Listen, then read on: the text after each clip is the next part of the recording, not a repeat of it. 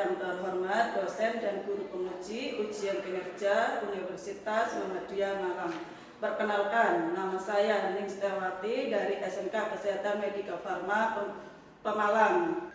Saya merupakan mahasiswa PPG dalam jabatan kategori 1 Gelombang 2 tahun 2002 LPTK Universitas Muhammadiyah Malang. Pada kesempatan hari ini Selasa 13 Juni 2023 saya melakukan praktek pembelajaran untuk memenuhi PPG dalam jabatan kategori 1 Gelombang 2 tahun 2022. Materi yang saya ajarkan kebutuhan dasar manusia menurut teori Abraham Maslow di kelas 11 perawatan semester ganjil. Mohon masukan dan sarannya supaya kedepannya pembelajaran yang saya lakukan jauh lebih baik dan menarik. Kurang lebihnya mohon maaf. Assalamualaikum warahmatullahi wabarakatuh. Waalaikumsalam warahmatullahi wabarakatuh. Bagaimana kabarnya hari ini? Alhamdulillah luar biasa. Yes, yes, yes. Oke, sebelum kita pembelajaran kita berdoa dulu ya. Oke, silakan dipimpin oleh ketua kelasnya Mbak Ingrid. Sebelum memulai pembelajaran pada hari ini, alangkah baiknya kita berdoa terlebih dahulu. Berdoa mulai.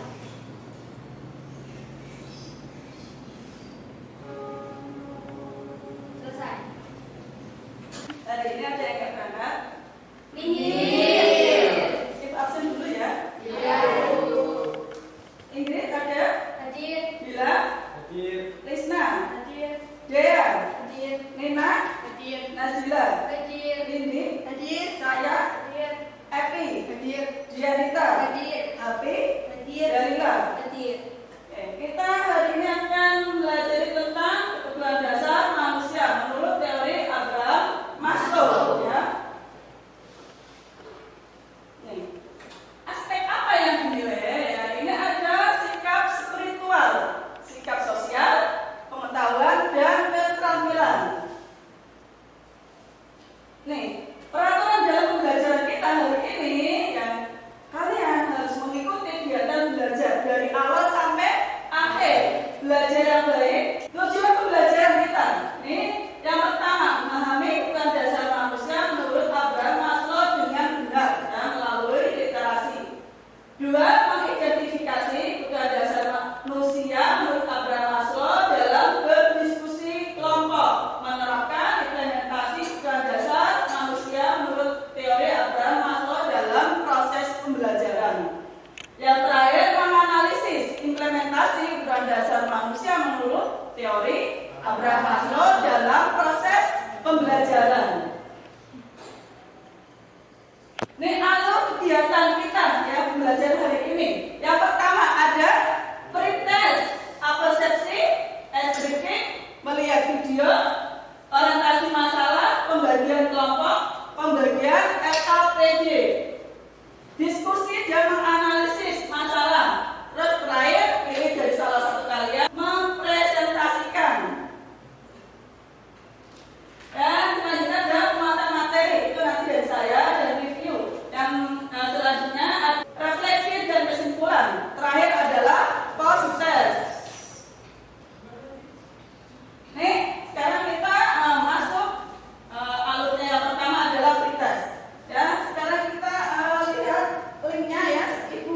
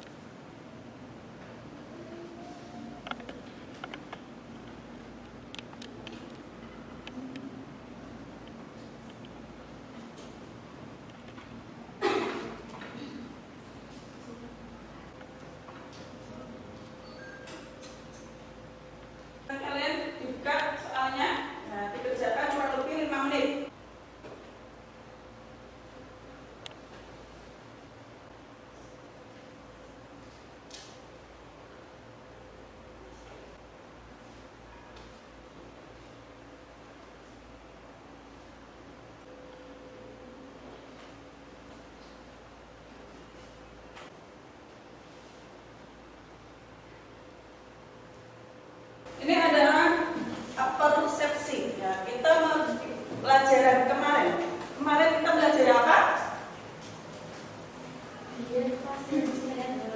Diet Oke, masih ingat ya? Kalau misalnya saya tunjukkan gambar ini. Gambar ini gambar apa? Diet makanan lunak. Diet makanan lunak. Oke, ya, ini benar sekali. Diet makanan lunak. Terus ini? Ya. 4 sehat 5 sempurna. Ya, oke. Ini adalah 4 sehat 5 sempurna. Ya. Terus kita masuk ke ice drinking. Nah, kita boleh berdiri lebih santai ya, nggak usah tegang. Oke, saya ulang lagi ya. Dimulai dari tepuk 1, tepuk 2, tepuk 3, tepuk 4, tepuk 5. Diulangi lagi ya. Tepuk 1, tepuk 2, tepuk 3, tepuk 4, tepuk 5. Sekarang kita lanjut tepuk semangat.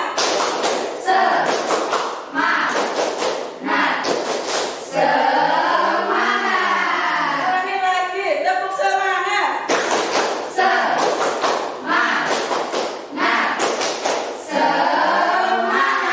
Oke, kita lanjut untuk pembelajarannya ya.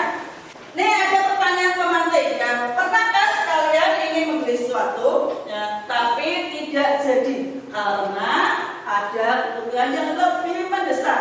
Pernah nggak? Izin menjawab. Oke, berdiri, bisa berdiri? Ya. Pernah pada saat mau bayar UTS atau UAS karena lebih penting daripada yang lain. Benar sekali ya.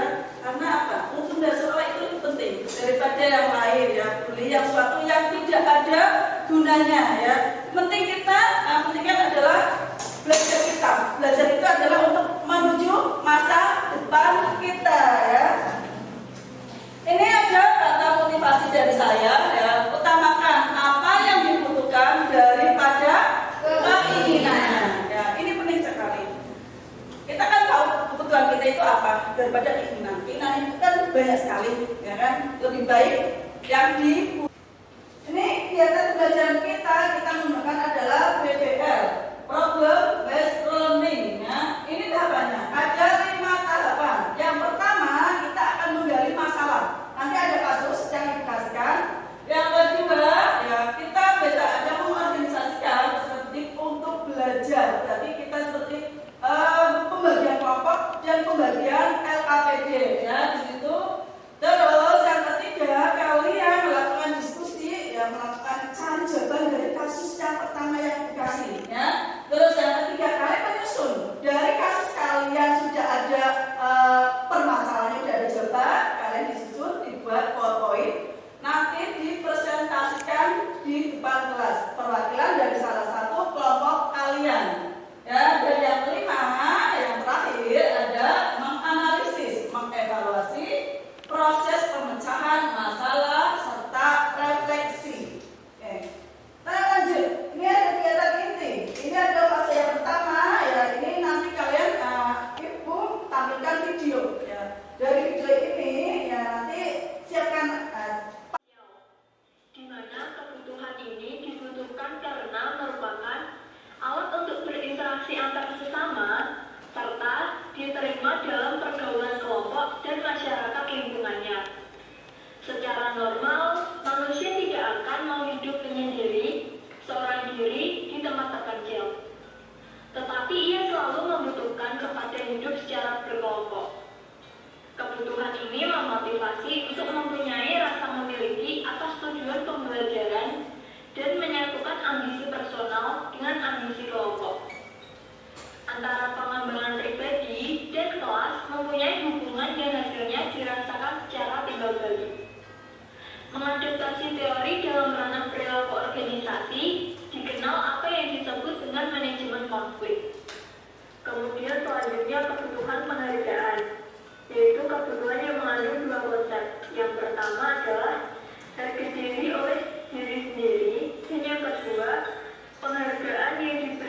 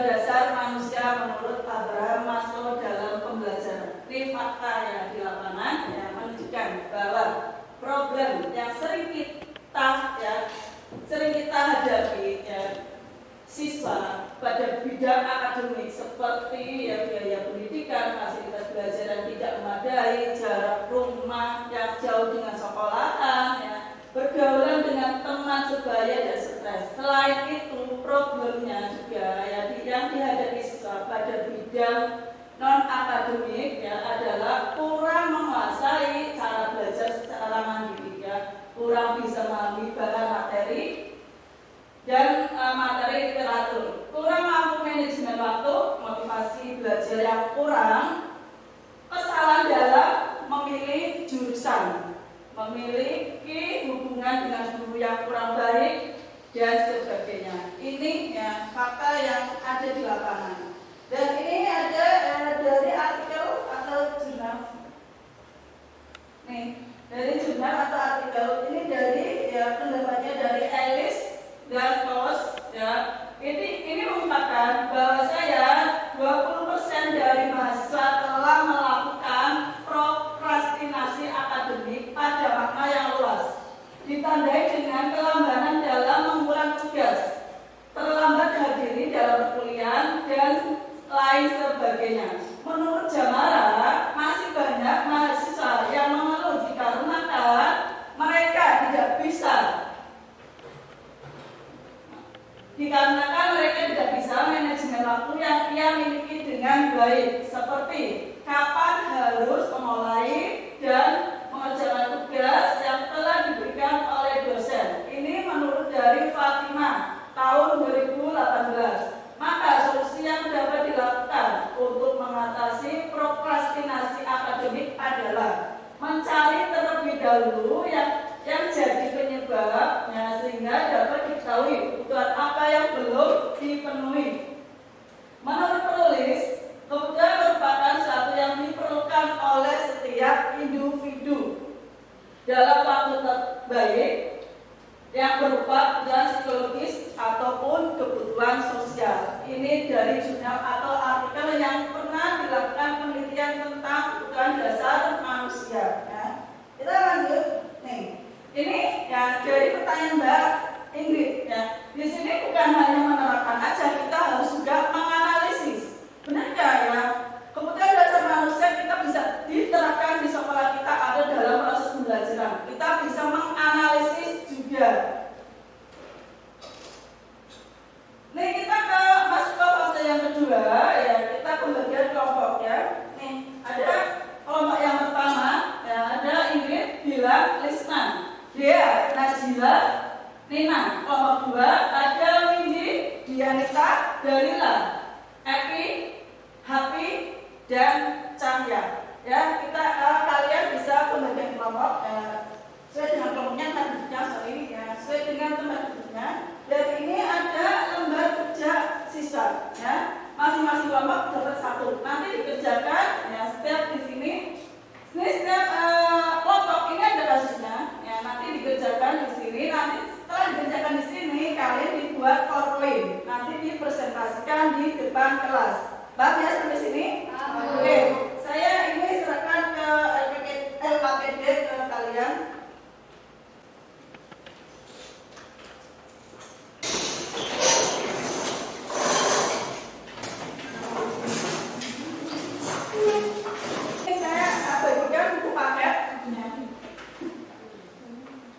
Selain kalian cari di internet, juga ini ada buku paket dikerjakan, lihat literasinya Saya kasih waktu untuk diskusi kurang lebihnya 10-15 menit. Oke, bisa dimulai. Ini kita itu ini ada teorinya, proses pembelajaran dilihat dari sudut pandang teori tadi. Lingkungan pembelajaran merupakan hasil kebutuhan belajar. Dalam teori kebutuhan Maslow itu terdapat 5 kebutuhan dasar. Yang pertama ada kebutuhan fisiologi. Secara singkatnya, kebutuhan fisiologi ini adalah kebutuhan paling utama dari manusia yang mencakup seperti makanan, air, udara. Nah, secara singkatnya ini bisa kita pahami dalam kehidupan sehari-hari. Biasa kita sebut dengan papan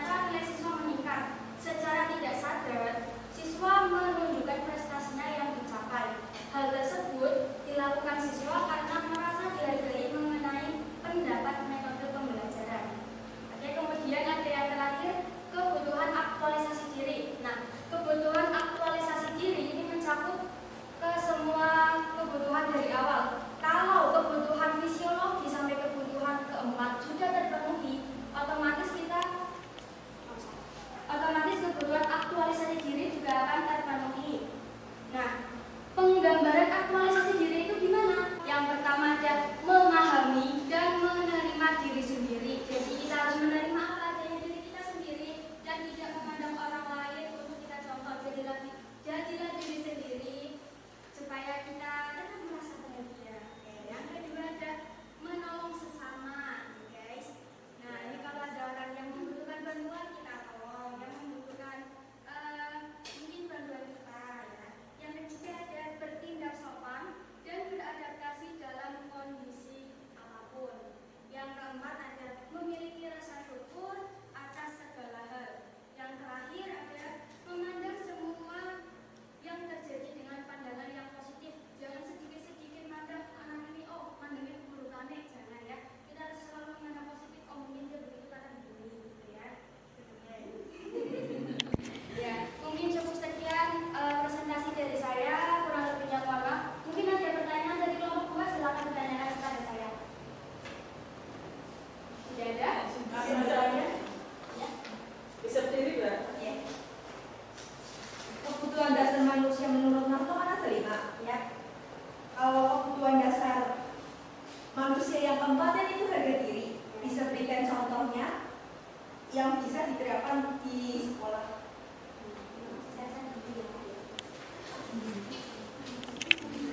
Ya, ada dari kelompoknya bisa membantu. Saya menjawab. Menjawab itu. Iya, diri Mbak. Contoh kebutuhan dasar manusia harga diri yang bisa diterapkan di sekolah adalah pada saat menerima rapor semesteran atau kenaikan kelas. Biasanya pihak sekolah kasih reward atau hadiah berupa buku. Pada saat melakukan diskusi, kita saling menghargai pendapat orang lain, walaupun beda pendapat, dan kita saling menghargai antara guru dan siswa atau antara sesama teman. Ini maksud sekali ya. Gimana Mbak untuk kelompok yang 2? Bisa diterima? Bisa, Bu. Bisa itu. Mungkin cukup sekian presentasi dari saya. Kurang lebihnya mohon maaf dan terima kasih. Wassalamualaikum warahmatullahi wabarakatuh. Waalaikumsalam warahmatullahi wabarakatuh. Tepuk tangan untuk kelompok 1. Oke, kita lanjut untuk kelompok 2. Ya, kelompok 2 dikirim powerpoint-nya ke WA-nya Bu Muneng. Pertama-tama saya buka terlebih dahulu. Assalamualaikum warahmatullahi wabarakatuh. Waalaikumsalam warahmatullahi wabarakatuh.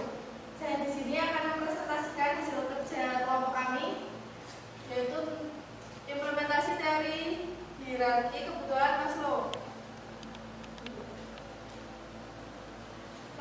Pertama, pemenuhan kebutuhan fisiologi. Sekolah pun perlu menyediakan fasilitas yang memadai untuk kenyamanan siswa bahkan guru. Sekalipun seperti ruang kelas dengan kapasitas yang memadai, kamar mandi atau toilet yang bersih dan cukup, menyediakan ruangan dan lahan untuk istirahat, contoh taman, kantin, dan lain-lain.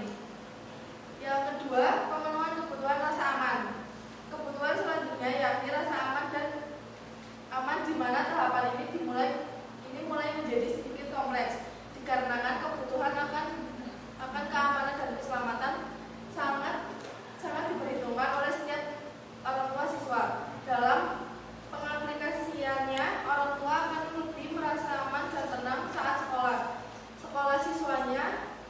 Siswanya mendapat fasilitas yang baik seperti ada petugas keamanan di gerbang sekolah, pemasang CCTV di lingkungan sekolah, setiap ruangan memiliki fasilitas seperti sensor, kebakaran, dan lain-lain.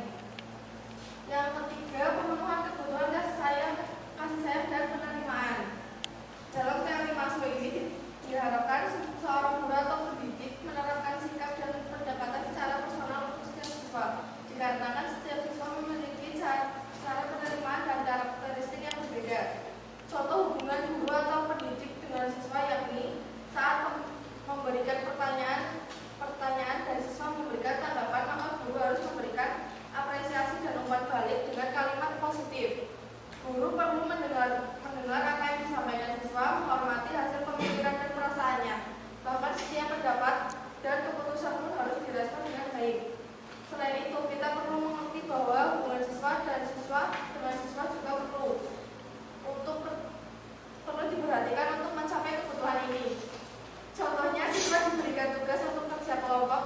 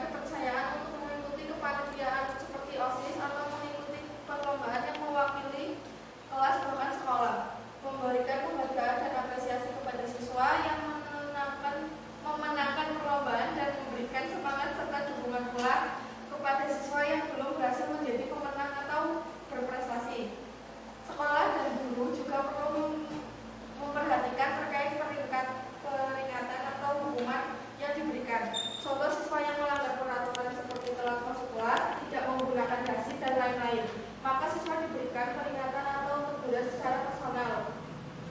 Dan 3 di depan umum. Yang kelima, pemenuhan kebutuhan aktualisasi diri. Kebutuhan terakhir dan menjadi puncak dari pemenuhan kebutuhan yaitu aktualisasi diri atau puncak kedewasaan dan kematangan diri seseorang. Pendekatan dalam aplikasi di sekolah, yakni guru memberikan kesempatan kepada siswa untuk menggali dan menemukan kemampuan dan potensinya sendiri. Pembelajaran yang melibatkan aktivitas metakognitif dan lain-lain. Sekian presentasi dari saya. Silakan jika dari kelompok 1 ingin bertanya. Jadi kan Kebutuhan dasar manusia yang ketiga kan kemudahan kasih sayang dan menerima atau mencintai dan dicintai. Contohnya yang diterapkan di sekolah itu seperti apa? Terima kasih. ya, apa sudah ada yang Izin menjawab, Bu. ya, kiri kan? Diskusi dalam kelompok supaya adanya interaksi antar siswa dan apabila adanya permasalahan antar siswa sebagai guru harus bersifat netral dan mengayomi semua siswa. Bagus sekali, bisa diterima Mbak kelompok 1? Bisa. Ya. Sekian presentasi dari saya. Wassalamualaikum warahmatullahi wabarakatuh. Waalaikumsalam warahmatullahi wabarakatuh. Memuaskan hasilnya?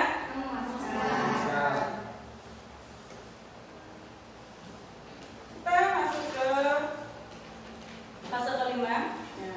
Penguatan materi. Ya. Penguatan materi di sini Ibu akan menyampaikan materi dari Ibu ya. Nih, secara teori, ya, ada kebutuhan dasar manusia. Ya. Menurut dari Abraham Maslow. Nih, kebutuhan dasar manusia, ya, menurut teori Abraham Maslow. Di sini ya, kalau kita tahu kebutuhan dasar manusia, sebagai kita sekolah di kesehatan jurusan keperawatan, ini juga bisa digunakan saat kita membuat aspek atau asuhan keperawatan. Di dalam mendiagnosa pasien itu kita mengacu ya, mereferensi dari KDM. KDM itu kan ada 5. Yang pertama apa? Fisiologis. Ya, bareng-bareng. Yang pertama Fisiologis. yang kedua yang ketiga Mencintai dan dicintai. yang keempat Harga diri. yang kelima. Aktualisasi diri. Paham ya, dari kebutuhan dasar manusia ada 5 tahap. Ya, paham? Sampai sini paham ya? Kita sudah melakukan diskusi. Kita langsung gimana cara menerapkan kebutuhan dasar manusia ke dalam proses pembelajaran. Nih. Yang pertama ada kebutuhan fisiologis. Ya, dari pemenuhan kebutuhan fisiologis pada siswa dapat dilakukan dengan memperhatikan kesehatan dan kondisi fisik siswa. Misalnya ada siswa sakit, masa guru akan dibiarkan aja? Otomatis siswa tersebut suruh istirahat di mana? Di kelas yang nggak boleh. Misal satunya lagi, misalnya kebutuhan fisiologis, salah satunya adalah ya kebutuhan makan. Misal kalian berangkat sekolah belum sarapan, otomatis kalian kalau bisa belajar tidak konsentrasi, benar nggak? Ya, walaupun baru masuk 1 menit, 5 menit masih pikirannya kapan ya istirahat, kapan ya istirahat, saya mau makan, kan seperti itu. Ya. Terus kita lanjut kebutuhan keamanan dan keselamatan. Ya, kalau kita ya apalagi dalam kelas, dalam kita melakukan pembelajaran, kita harus belajar dari bebas yang namanya risiko. Ya, risiko free risk environment. Ya, di sini ya mengingat jangan ya dalam misalnya kelas kan nggak ada yang namanya orang bodoh, ya kan? Semua pintar. Ya, nggak ada yang namanya siswa bodoh. Semua siswa itu pintar. Walaupun misal kita pada saat diskusi memberikan pendapat, ada yang ibaratnya tidak masuk akal, beda dari tema, kita nggak boleh menjelek-jelekan, harus dihargai pendapatnya, walaupun tidak nyambung, tidak apapun, kita nggak boleh mengedonkan mental siswa, itu nggak boleh, apalagi teman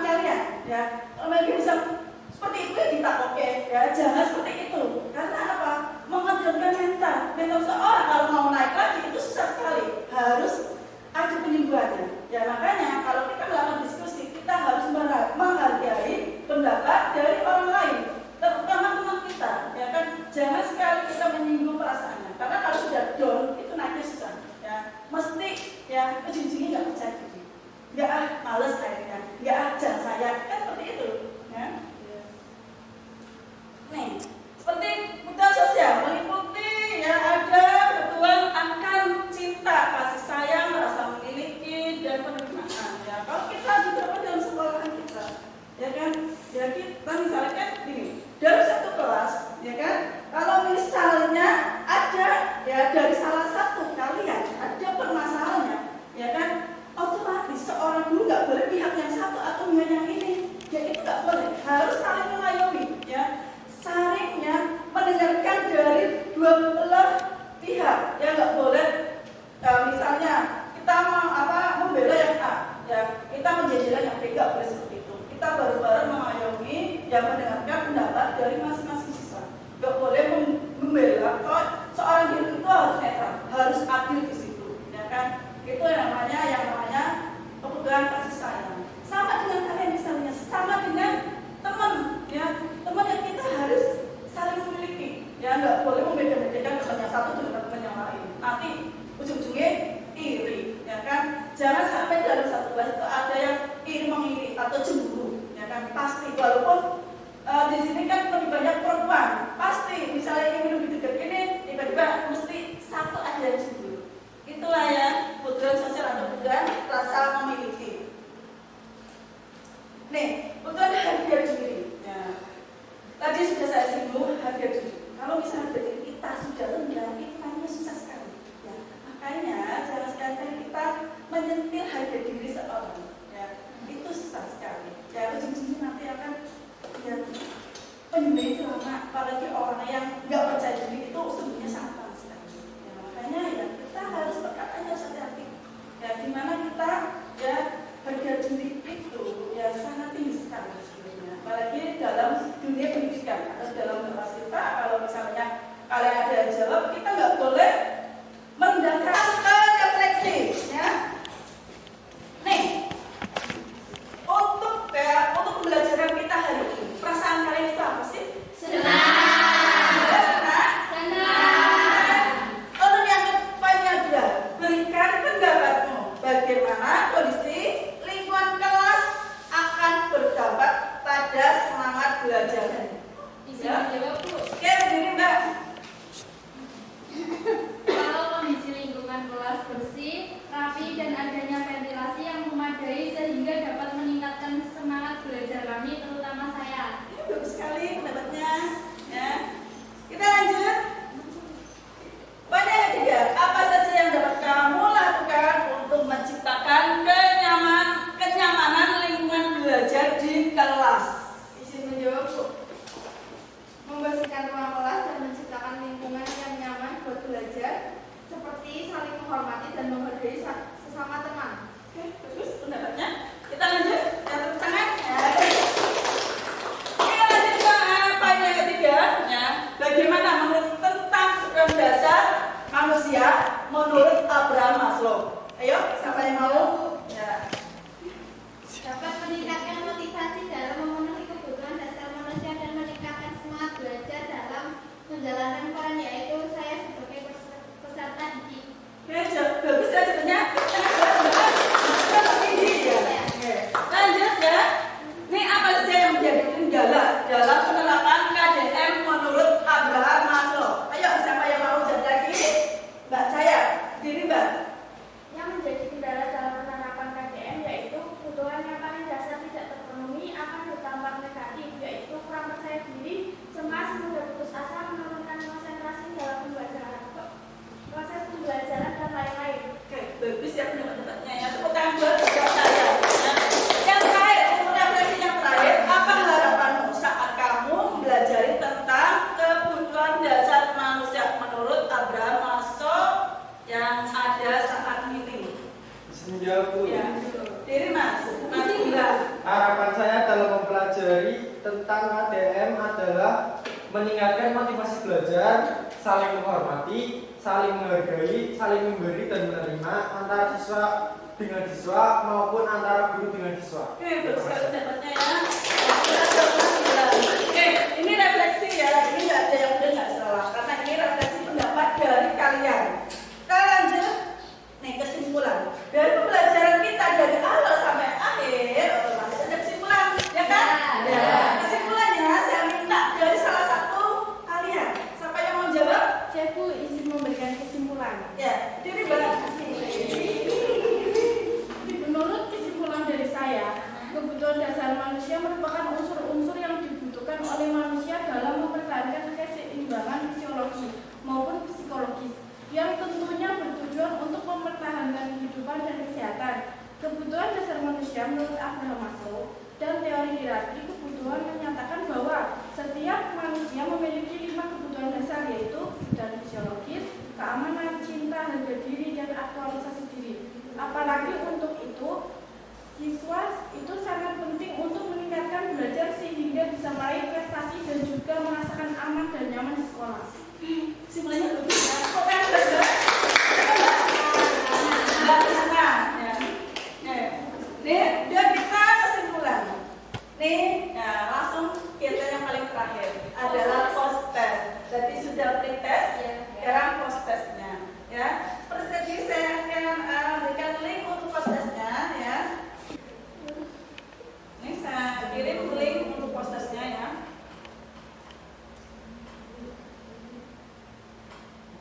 Di WA grup aja ya.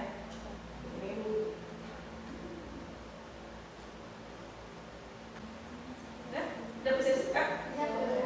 Sekarang bisa dimulai mengerjakan kurang lebih 3 sampai 5 menit. Ya, karena jumlah soalnya ada 10 soal pilihan ganda.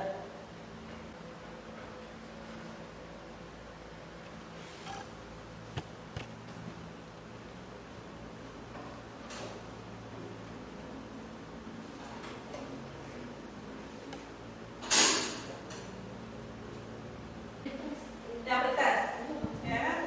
Tanya Epi sama Dianita, saya tadi lihat nilai 100. Oke, tepuk tangan buat Mbak Epi sama Dianita ya, nilai 100. Dan untuk post test, ngerjain sampai selesai?